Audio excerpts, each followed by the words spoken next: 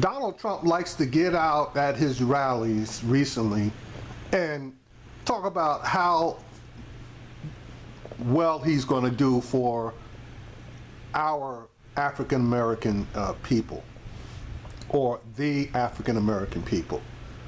And again, our and the in this case indicates a possession.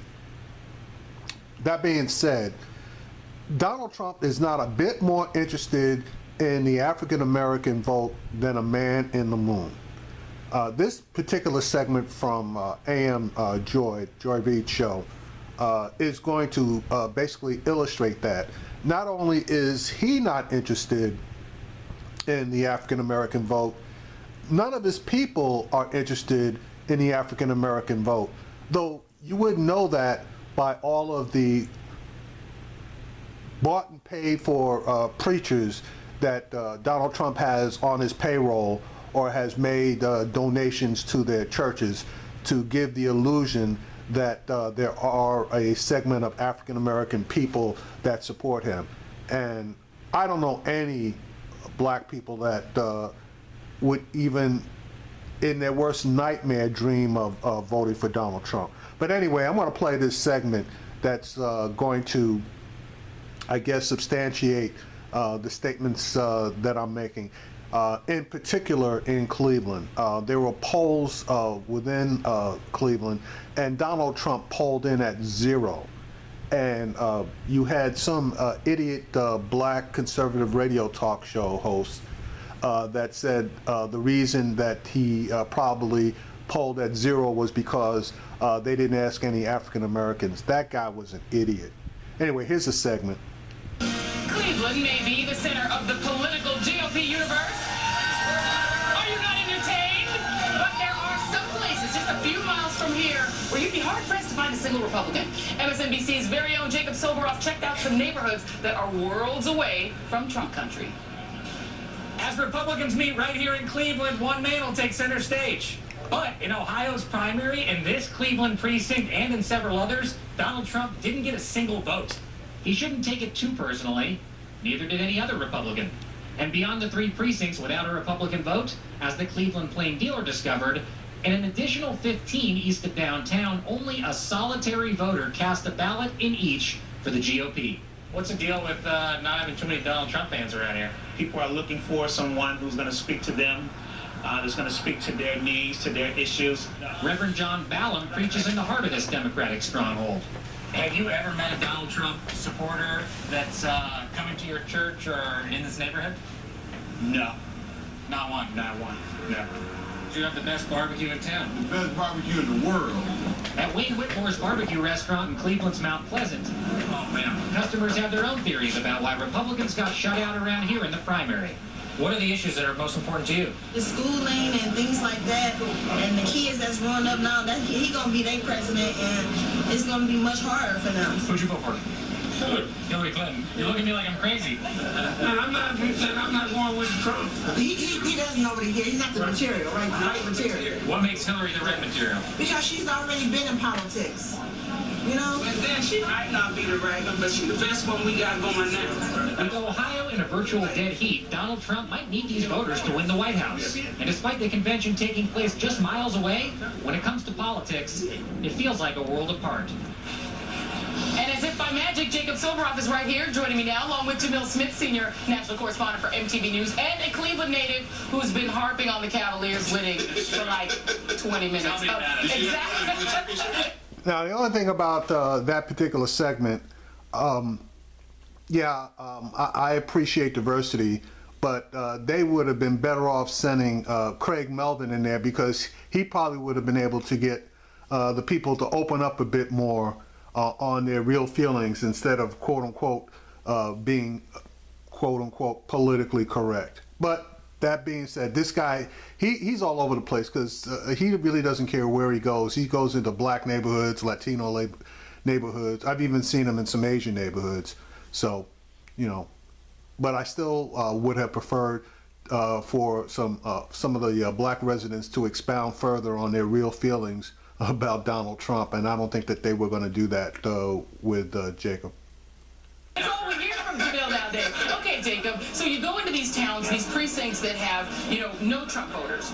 Granted, but how important is that in terms of swinging the state? Are they outliers? Do they? Yeah. I think that, so if you look at why Mitt Romney lost Ohio in 2012, is Cuyahoga County. If he would have done better in Cuyahoga County, and there is the outer ring of Cuyahoga County that's the more suburban, white, Republican, frankly, areas, but if he would have done better in the county and in the city, he would have had a shot. Yeah, and this is a very diverse city. I mean, one of the things that's striking about Cleveland, it's very diverse. Lots of Latinos, lots of African Americans, really diverse. So is this a state that Trump is realistically targeting? I mean, it is close in the polls. I mean, I think it's going to be hard for him to overcome his reputation as a scavenger and as a businessman. I mean, it's a guy who had a company that, made cold calls to sell subprime mortgages. And this is one of the hardest hit cities by the subprime crisis. So I really don't think, frankly, he has a receptive audience here. And frankly, the Republican Party decided long ago that they're going to cede the African-American vote. So really, I'm not really seeing any effort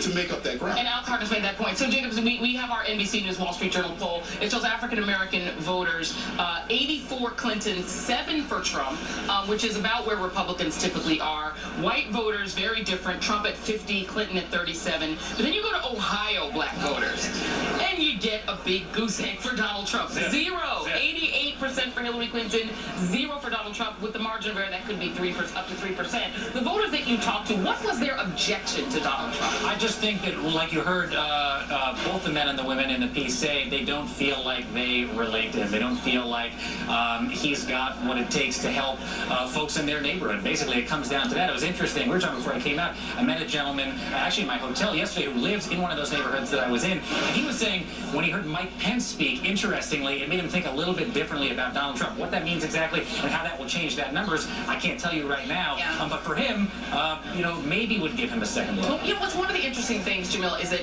Donald Trump has gone after Muslims, he's gone after Hispanics, particularly Mexican Americans. He's gone after a lot of different groups. He hasn't specifically, well, in some ways, he hasn't directly gone after African Americans. So there was some thinking, some theorizing that maybe the competition for working class or blue collar jobs between African Americans and Hispanics might actually boost Donald Trump just a little bit. What do you make of that? Well, I think the folks in my old neighborhood at East 109th and Harvard here in Cleveland would think that, hey, he went after African Americans when he called President Obama a Kenyan, when he said that, President Obama was partially responsible for, say, the Orlando attacks because he has inspired them with his Black Lives Matter rhetoric.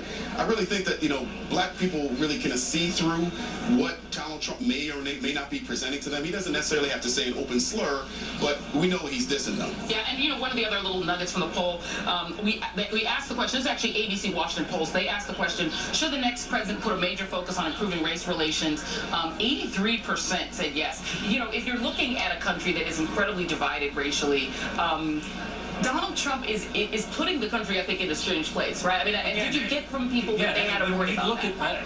To me, what it comes down to is when I go into the barbecue place, when I was at the church with the Reverend, people say, I don't feel like he gets what is going on here. And it's as simple as that. It might not be a drill down on particular issues. For that one woman, it was education in particular. But again, it's like, I just don't relate to this guy. Were there people that had some cultural, even any cultural affinity to Donald Trump? I mean, he's a celebrity. He's somebody that business is a thing that came up in those neighborhoods, and frankly, some of those neighborhoods are ones that could use more jobs and new jobs. And I think that they see a guy like Donald Trump and say, well, he's been successful in business. How is he actually going to help me? I'm not sure that I've heard that from him yet. Yeah, one of the things that happened, we're here in Cleveland, but when I was back in Brooklyn, I heard for the first time a couple of weeks ago, you would hear just, people just chatting about Donald Trump. This is a predominantly black neighborhood.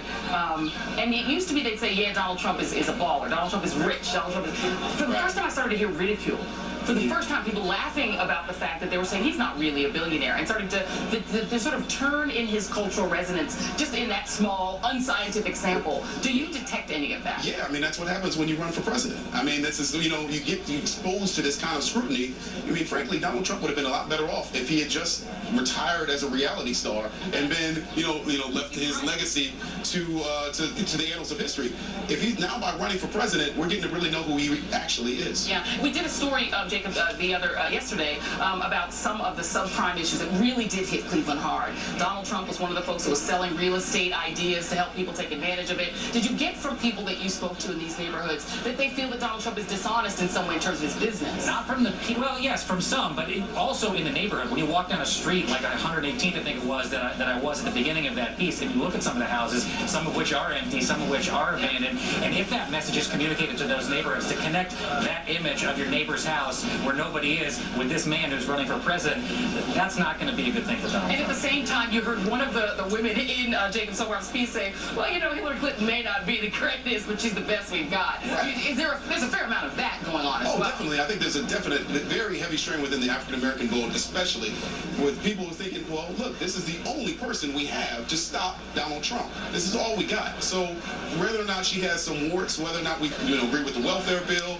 or with some of the other things that happened during the Clinton administration, we're going to vote for her. And I have to ask you just broadly more about Republicans. I mean, we're talking a lot about Donald Trump, but, you know, not finding a single Republican voter, period, and really even talking about in 12.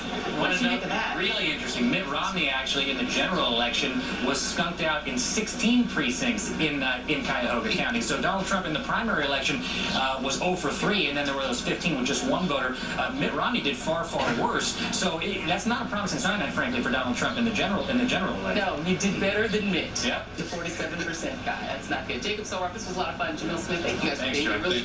Yeah, so like I said, there's three major areas in the state of Ohio that if the Republicans cannot make any kind of headway with the African American vote, they are not going to take Ohio. Okay, those places are obviously Cleveland, Cuyahoga County, Pittsburgh, that county and the surrounding areas, and Akron. If they cannot make any headway with black voters in those three areas, he can forget about getting Ohio.